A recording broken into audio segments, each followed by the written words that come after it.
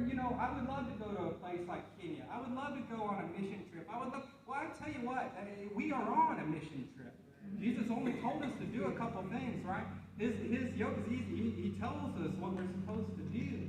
We're part of this mission, this thing that he told the disciples to do is the same thing that he tells us to do. And what is it? What is it that we're supposed to do? We're supposed to go. We're supposed to go.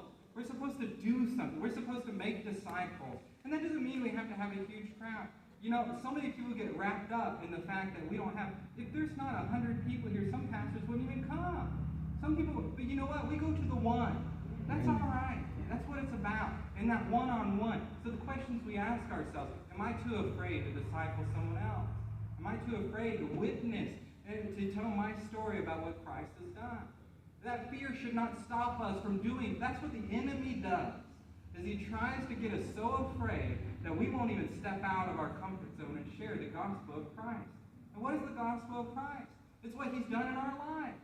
It's the good things that he has done. We know what Jesus has done. America knows what Jesus has done. What America doesn't know, what your friends and neighbors don't know, is what he's done in you. And how he's changed your life. And that's our goal, to go out and to make disciples. And then what is it? To love the Lord your God with all your heart, your soul, your mind, your strength.